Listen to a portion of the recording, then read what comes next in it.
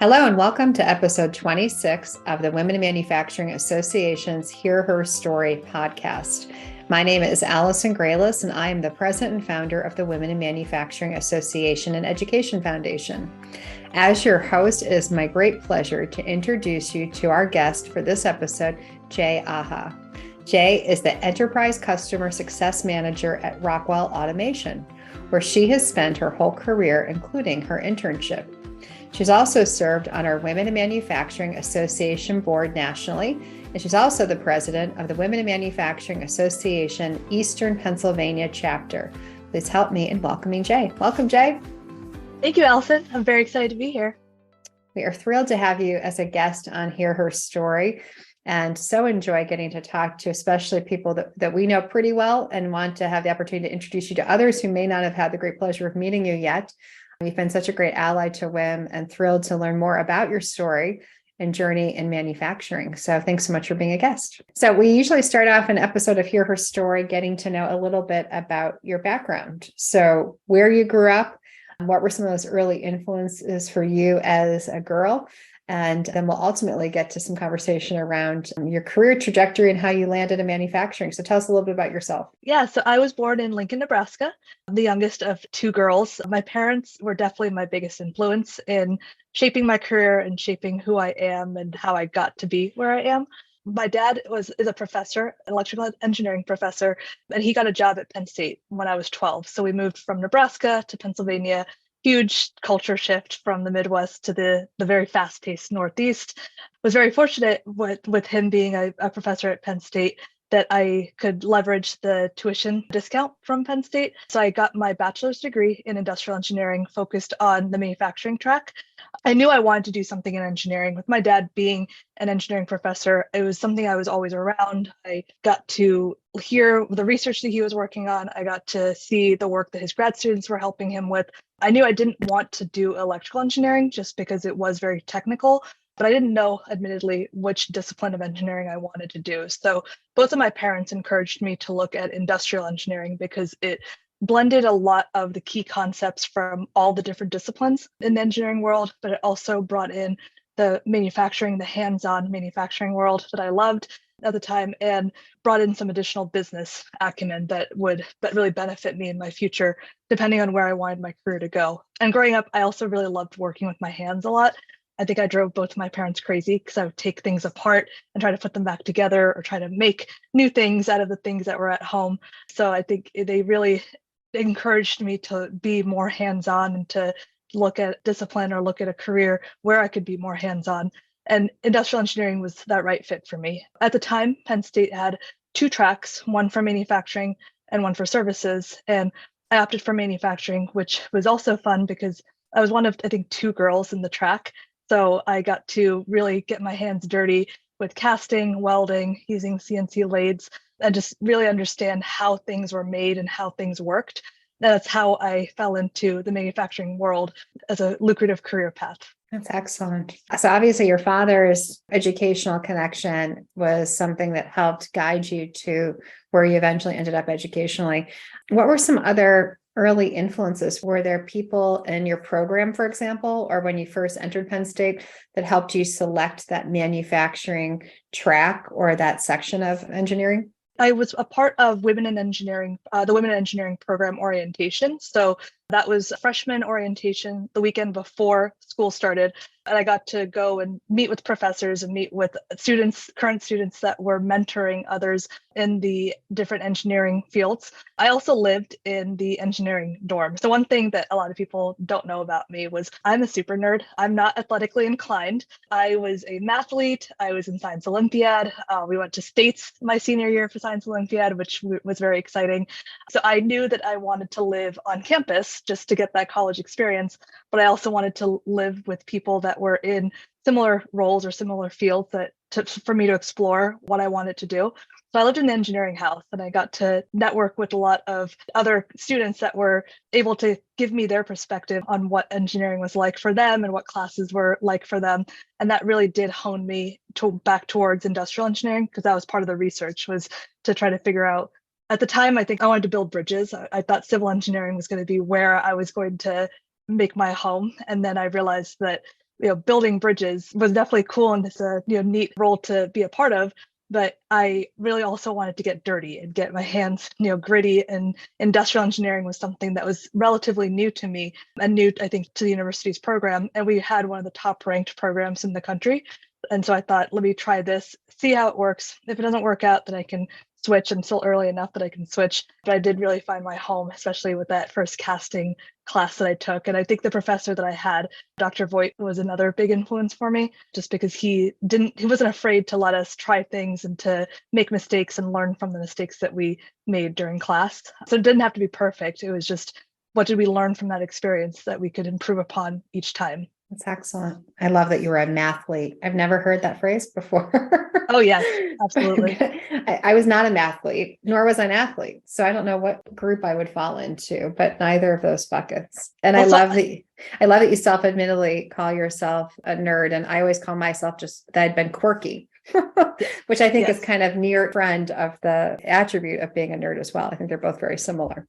To give you an example, I didn't know how to ride a bicycle until I was 24. And the first time I rode a bicycle, I had to go to the emergency room because I fell and got hurt. So that gives you a little bit of an example of my athletic inclination or lack of. I love it. So you mentioned being just one of a few that were in your industrial manufacturing track or that pursuit. What was it like being just one of a few women in the program? I think it was a good indication of what the industry was going to be like and some of the challenges that we were probably going to face in the industry. The other ladies that were in the program, we did get very close.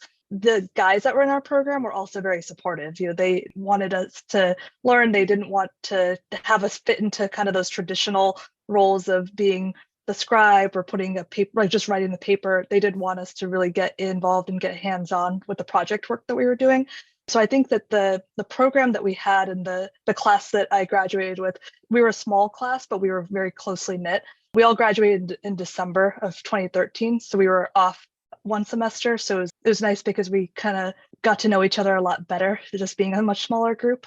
And I think that really helped with finding the need or learning the need early on for having a community or having people that you trust that you can go to for advice or for guidance or just a shoulder to lean on whenever things get challenging for you in your real world experiences. But the experience of being one of a few, really, it was also nice because it gave you a platform or gave me a platform, I guess, to let myself shine and let my personality shine and to not be afraid of being who I was.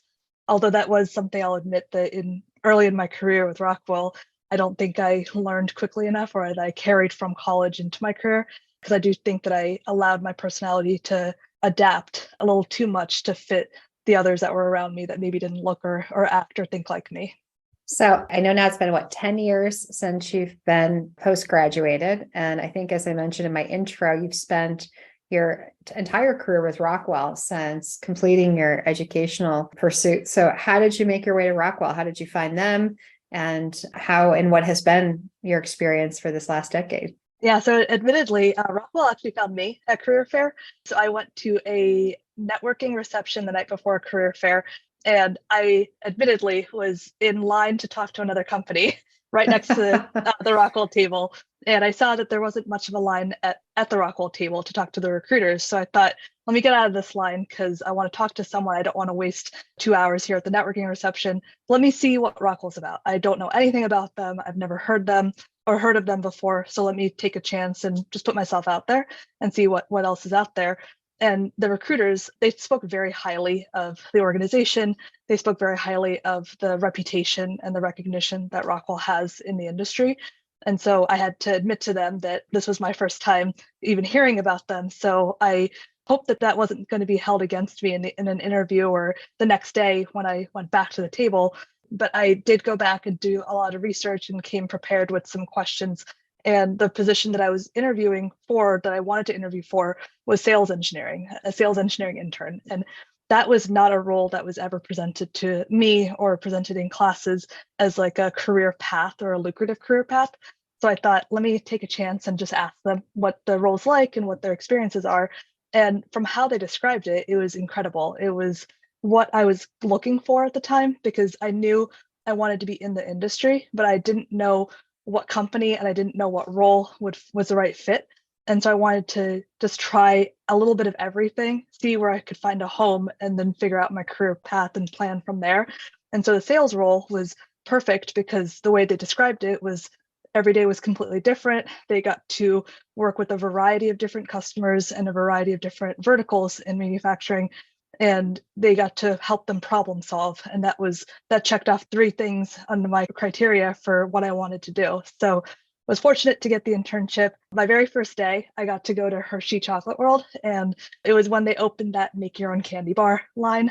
And that was all run by Rockwell's Allen Bradley products. And so I got to see how candy or chocolate was made from raw materials into a finished product, which was cool. And then later that day, my mentor took me to a wastewater treatment facility, and it didn't smell nearly as good as Chocolate World, but it was cool for me to see that drinking water is also something that's manufactured, and it's not something I would have considered as being part of manufacturing, but it just showed that the manufacturing world and the industry is so all encompassing that I didn't want to just limit myself to one industry or one vertical. I wanted to be a part of all of it and to try to learn as much as I can and soak up as much as I can. Because again, I'm a super nerd, and that was just very attractive to me. And that's how I came to be at Rockwell, and I have not regretted my decision since. So you mentioned your first day or early into the job, that experience of going to Hershey and the wastewater treatment plant, and you mentioned mentor. So did they early on or immediately match you with a senior mentor at the company? And what did that relationship look like? Yeah, so the way that my internship worked was I had a manager that I met with once a week to go through metrics and make sure I was hitting all the goals that were set for my internship. And then I had a mentor that I checked in with almost daily. And that mentor helped me navigate the company, navigate the project that I was working on, help me connect with other people in the office to make sure that they were letting me shadow them on calls to visit customers, or making sure that I was prepared to present if I'm going to another salesperson's customer to talk about the project I was working on. And that mentor was someone that I felt like I could really trust. And it's still someone I feel like I can trust. I can go for advice and for guidance. It was very comforting to know that Rockwell made that much of an investment, that it wasn't just that you get an internship or you are hired full time and you're on your own and you have to figure it out. Like, they do have a very intentional structure for mentorship and for coaching and advocacy that I think was helpful early in my career. And that was replicated even when I joined full time. After I finished my rotational program, I was placed in Philadelphia full time. I've been fortunate that my career at Rockwell has stayed in the Philly area where I call home. It's close enough to my childhood home. But I was assigned a mentor when I was placed in Philadelphia, and it was the same structure. I had the manager I reported to and the mentor that I could lean on for, coaching and guidance and advice.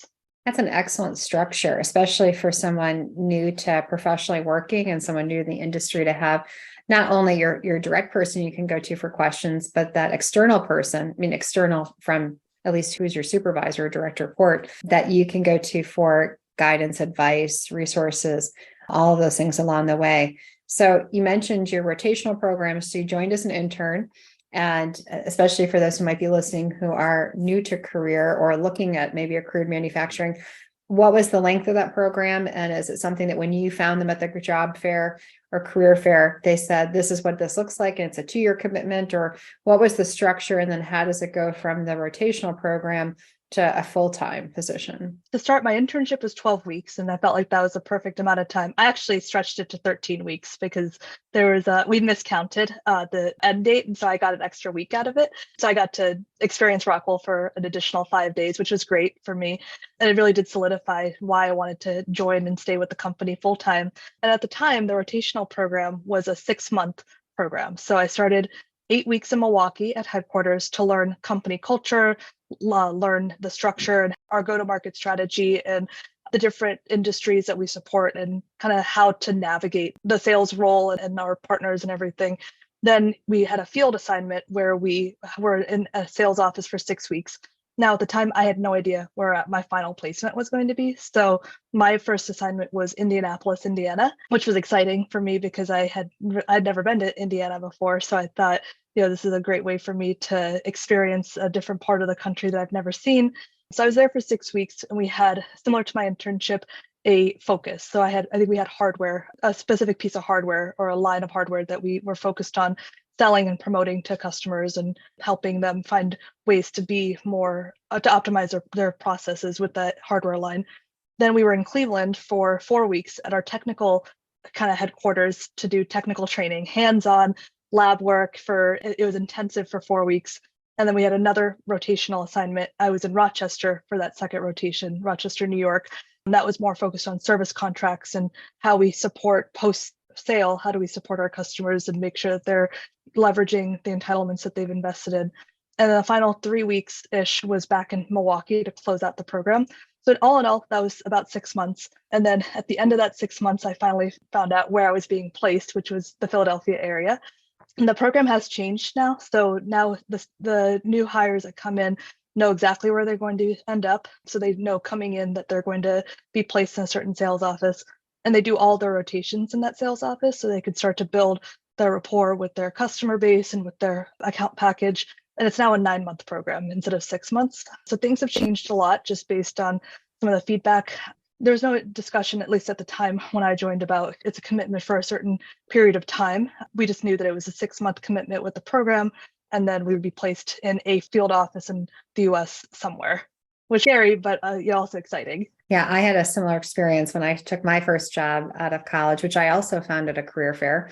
Again, that's a common thing that hopefully companies are listening to, that is a very large place where especially campus individuals and campus candidates are finding what is that job opportunity. And I totally switched gears. I was planning to go to law school, had taken the LSAT, went to a career fair and found this opportunity with a not-for-profit and was completely intrigued, wanted to do this because it was altruistic and mission oriented, and changed gears very quickly. And they had a similar program. You went for training at their headquarters, and theirs was in Boston. And then you got your assignment after completion of your training. And it was so exciting because I went there with a car packed up of all of my belongings and had no idea where I was going to end up.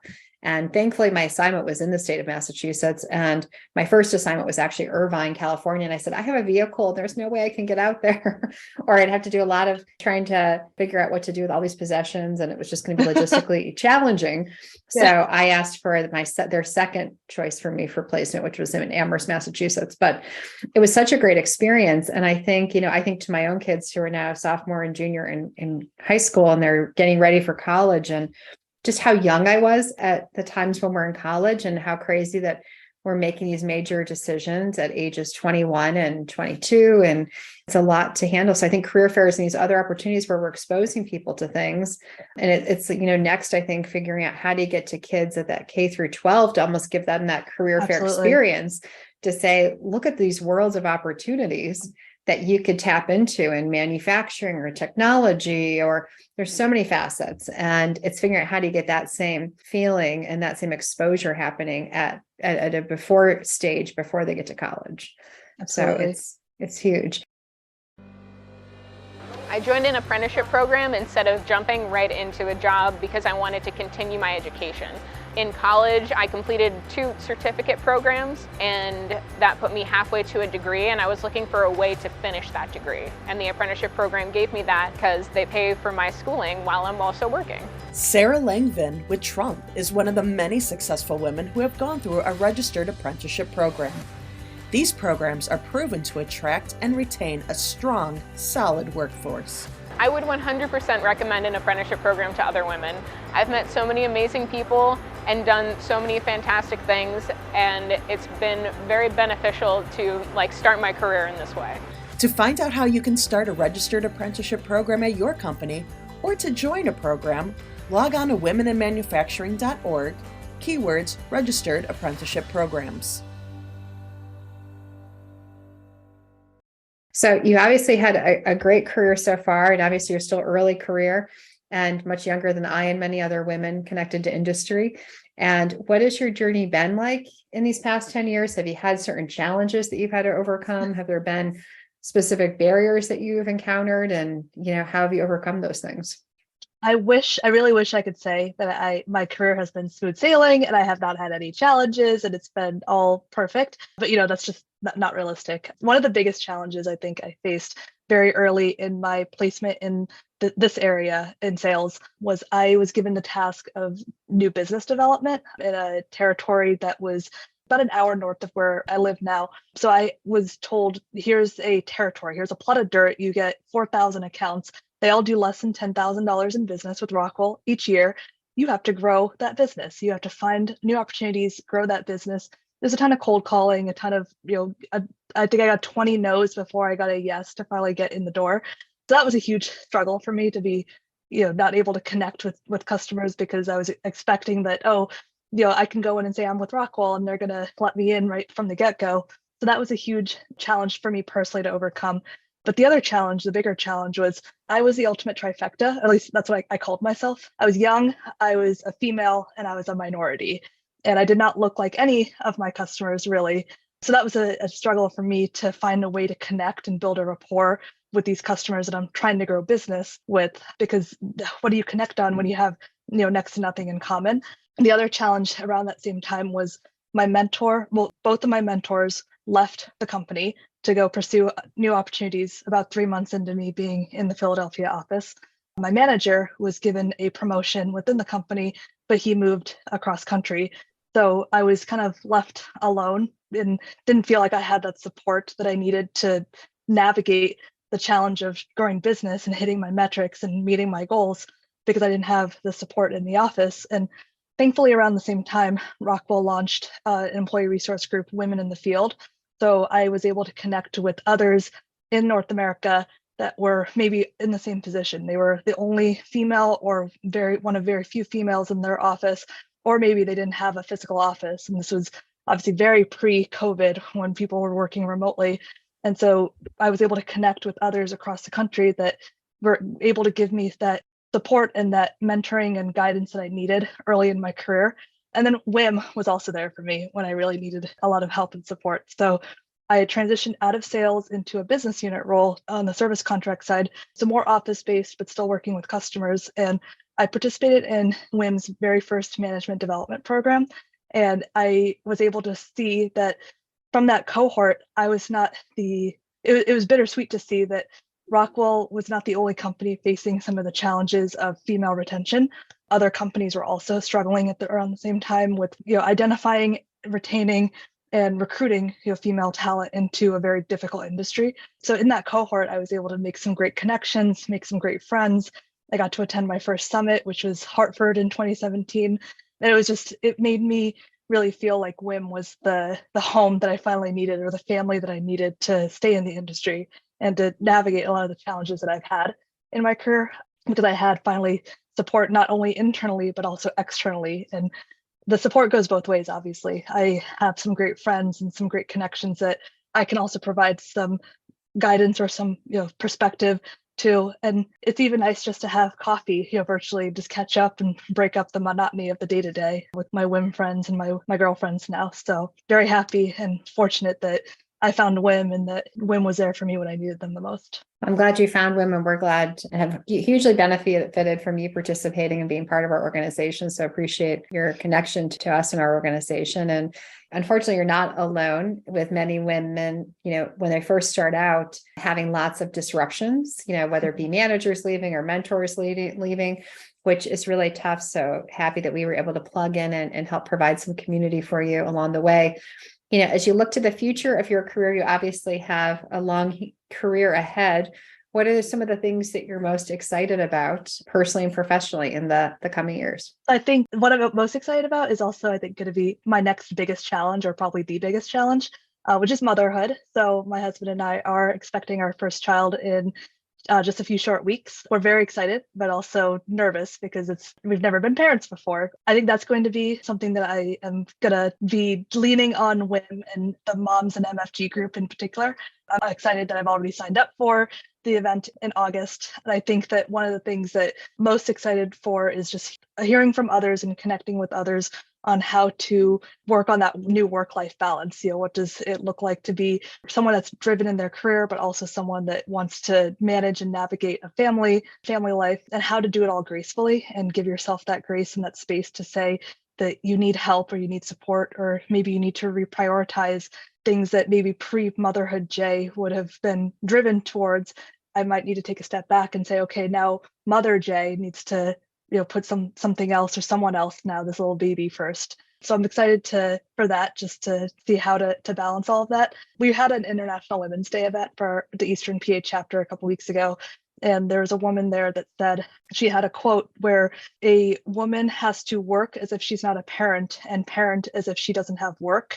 And I'm hoping I can prove that wrong, but I also know that realistically, it's going to be a balance and it's going to be a challenge to navigate it all. So I'm looking forward to leaning on my support system and on my community to navigate all of that. And then professionally, I'm excited for a lot of the investment that Rockwell's making in manufacturing and in cybersecurity and data analytics, especially. I'm looking at how we can help our customers as people are more connected or companies are more connected. How are we going to make sure that we reduce risk or help our customers reduce risk so that they don't leave themselves exposed to cyber attacks and to ransomware attacks, and continue to evolve the manufacturing world to keep up with and try to outsmart some of the cyber criminals. Which unfortunately, they're far too frequent that I'm hearing about cyber attacks, and, companies of all different sizes. And of course, even people personally having fallen victim to many of these attacks. So it's scary stuff. And that's great that Rockwell's at the forefront of that. And we're excited at WIM too about your soon to be new arrival. And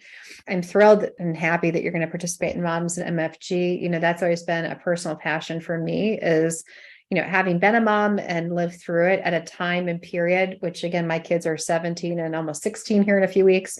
Back in the day, companies were not as progressive. I remember all too well sitting in the meetings that were, running 2 hours over and thinking of the childcare issues, and they're going to close and I can't pick up kids, and the lack of kind of awareness around the fact that we are all wearing multiple hats and that we have personal lives and professional lives. And I think there's been a lot of progress in the last decade or so, but still work to be done. But I'm excited for you. And I think, give yourself grace, as you mentioned, and ask for help. That's something I did not do as a young parent, and I wish I had. And I was so close to kind of that burnout and almost just throwing in the towel. And I did at one point actually resign from my position. And thankfully, I had a great leader at the time who said, Allison, we're going to make this work. You don't need to quit. We can make this work, because I was falling apart. I couldn't deal with the daycare and the drop-offs and the emotional pieces of being a new parent. And it was really difficult. And so thankfully I had progressive and a forward-looking leader to say, granted, we've never done this before, but we're going to make this work for you.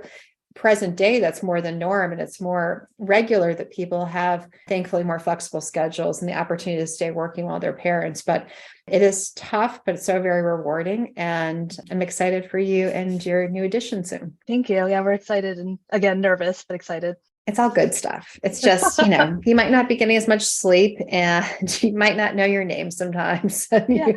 You might be a bit frazzled, but it's okay. And I really think it's that integration piece. And someone who's more veteran than me recently, I think it was maybe even on this podcast, was talking about instead of balance, really looking at it as integration, and the fact that, sometimes your personal life is going to take priority and sometimes your work life is going to take priority. And it's kind of the ebbs and flows of each. You're probably never going to have this 50% at both sides that you're kind of giving. It's all going to kind of flex as needed based on demand. And so I think just asking for help, not killing yourself to be perfect, which I did way too often, way too early. I volunteered for everything at school. I was making cupcakes at 2 a.m, like silly things that were not important. So yeah, give yourself kind of that grace, and give yourself the knowledge that, we're not going to all get it right 100% of the time, and that's okay. And I think the pandemic definitely has highlighted the need for that flexibility in work and personal life. I know a lot of my coworkers,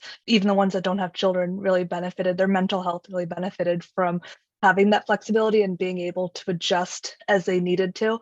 So I'm happy that is still a priority for not only my company, but for the industry, it seems like, to make sure that we are not burning ourselves out, and that we're putting more focus on the importance of being flexible and adjusting as we need to. No, I totally agree. One of those very positive outcomes of pandemic is that we are human, and let's recognize it and treat people as they should be treated, as people. Absolutely. So as we wrap up our conversations on Hear Her Story, we often like to get some last pieces or nuggets of wisdom from our guests. So I'd love for you to share perhaps what would be your final pieces of advice for either women in careers in manufacturing and or women and or men who are listening who might want to enter a career in manufacturing? What advice might you give them? I think the biggest piece of advice that I wish I would have taken, 10 years ago is to bring your true authentic self to everything that you do, not just in work, but also in your personal life. I think when I was dealing with the struggles of that being that ultimate trifecta of young minority female, I pivoted or I adjusted my personality and who I was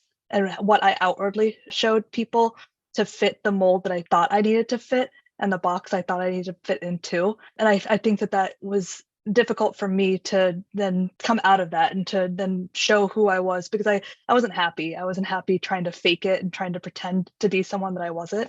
And I realized very quickly after that I was happiest at work when I was just Jay. I am the only Jay Aha in the 8+ billion people in the world. There's only one of me, and that's my superpower. So my biggest advice is don't put yourself into anyone else's box. Build the box that you want around you. And if it doesn't look like a cube, if it's a honeycomb or if it's misshapen or something, it's your box, and just be you and bring who you are to everything that you do. The right company and the right role will find you and will value you for who you are and what you bring and what makes you unique. And if they don't value you for who you are, then find someone that does, because that really is so, so important. That is powerful advice, Jane. It was such a pleasure to talk to you today. And again, so happy to have you connected to our organization. And thanks for all the support you lend to it. And thanks for sharing your story to inspire other people in industry. So thanks for being a guest. Yeah, thank you, Allison. I appreciate the opportunity and excited to continue to be a part of WIM. Thank you for listening to Hear Her Story, a podcast produced by the Women in Manufacturing Association. Be sure to share, review, and subscribe to Hear Her Story on Apple, Google, Spotify, or wherever you like to listen.